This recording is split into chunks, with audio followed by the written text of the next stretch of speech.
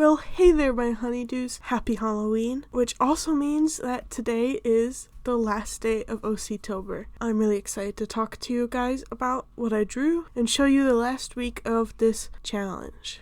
Alright guys, on day 25, the prompt was to draw your OC in a new outfit, and I actually kind of struggled with this a bit, trying to match the vibes of the original design for Ginny. And you might have seen Ginny last week in that Oc-Tober video, but if not, I'd love to introduce you to her. She is a character I got for free from someone I know in an art server, and she is a red-eyed tree frog. She likes gardening, and that's what I got from her designer. I still have to think about some things for her on my own. She doesn't fully have a story or a plan yet. I might transplant her into the fantasy world I'm slowly building out for myself, but she's really fun and cute, so I'm gonna keep her around for a while, I think.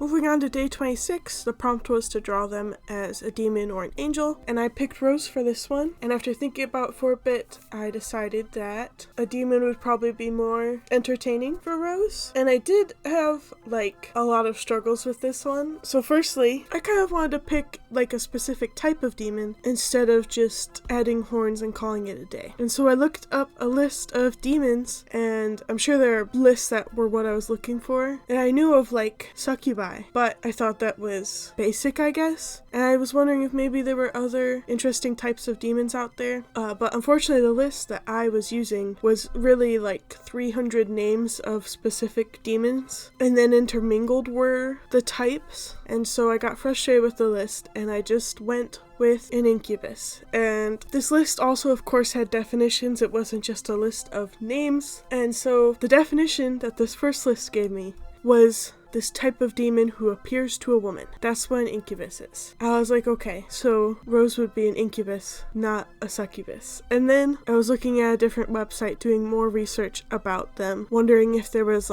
anything cool I could tie in from mythology. I know it's just on the internet it's just horny time now, but I was curious if there was any real life influences I could tie in. The next website I found said a succubus is a woman demon and an incubus is a male demon.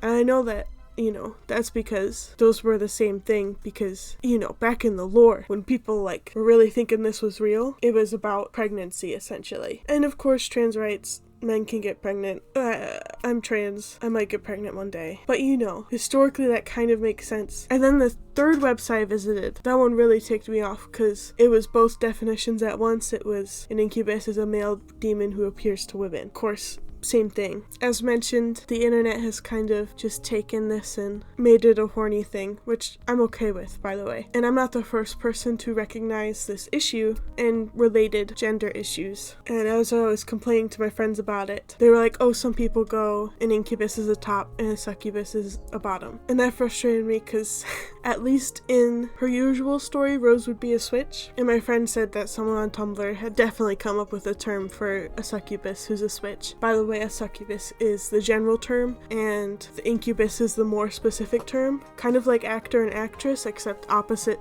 gender roles if you're going with the original definitions. But after thinking about it for 5 more minutes, I did think that in an alternate universe where Rose is a demon trying to get people to play with her for power, that she would be a top in that situation. And so after all of that, I have decided firmly that I'm going to call Rose an incubus. So on day 27, the prompt was mermaid, and you haven't seen this character before because I acquired them a few days before drawing this. Just like with Ginny, really, though this one was from an adopt shelter and not someone I personally know. Also, I hope no one minds me saying adopt. I say adopt when it's a verb. I can't say I've ever heard anyone say adopt out loud the way I do. It's just something my brain did. I'm sorry. It's how it is. Anyway, as of right now, they are named Eye Candy. They are a robot candy dispenser, actually, though I didn't want to think through how that'd work underwater, so in this one they're just alive. They're a real boy now, and I was really proud of how this came out and really happy with owning Eye Candy, really.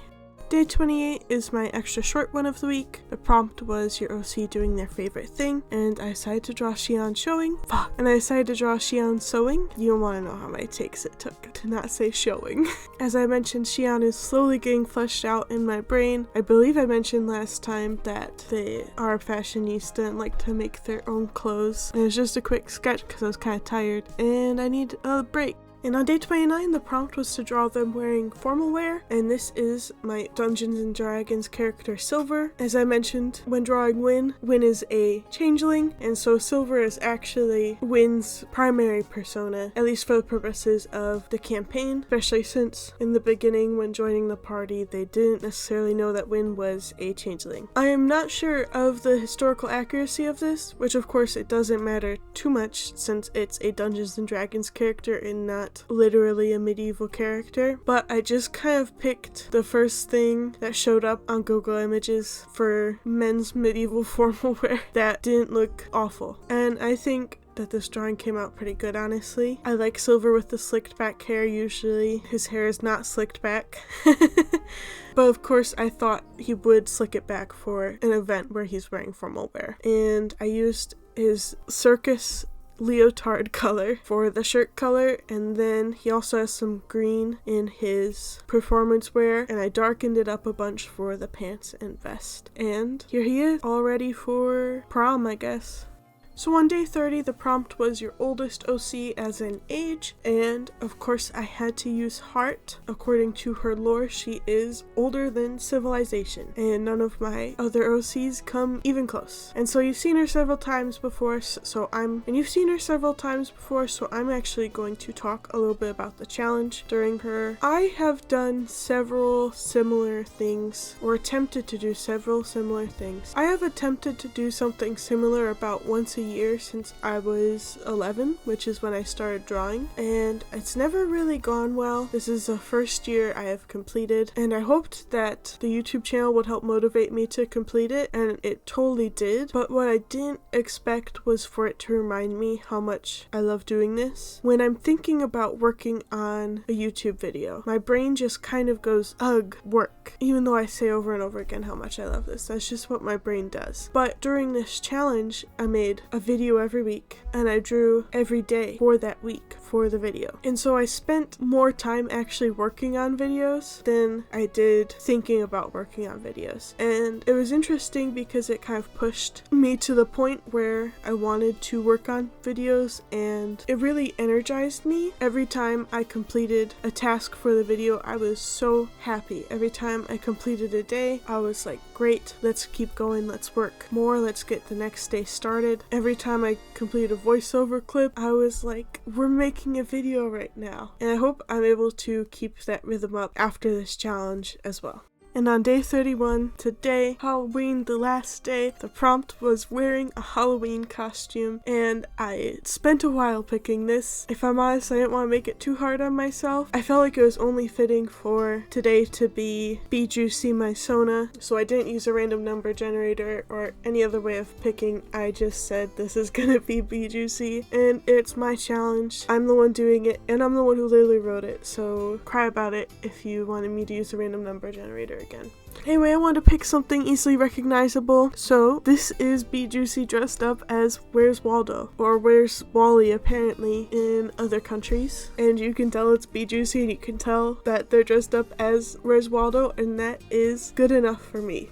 And so that's it. That's Oc-Tober completed. I am so proud of myself for completing it. I'm happy that I completed it because of that. I am hoping to keep some level of this momentum going into drawing and making future videos. The next video will 100% take more than a week to make. I want to get back to higher quality videos, as I mentioned, and it's also just a big concept, I guess. I have no idea when it'll come out, but I do hope to work on it frequently and get it done and get get it out as soon as possible. I might make some short form videos in the meantime so that I don't post nothing for a month. I hope it doesn't take a month, but it could, honestly. And I just feel really happy lately, and I think Oc-Tober helped with that, shockingly. I honestly thought it was gonna be my least favorite thing I did this year, and it was honestly my favorite because I've just been happy. I've been drawing every day pretty much, and that has made me happy. I've done a lot of things. I've been really productive, and you know what? I made those videos in a week, and I drew all of those days, and I still had time to, and I went to my job, and I still had time to play Minecraft sometimes, and that made me really happy. It made me realize kind of how much time I waste, and that sounds sad, but because I wasn't wasting it this month, it also made me realize that I didn't have to waste it. I also want to give another huge shout out to Gabby the Clown. She has drawn every day as far as I'm aware, and is the only other person I know of who did every day of this prompt list I made. Anyway guys, thank you so much for watching, and stay sweet my honeydews.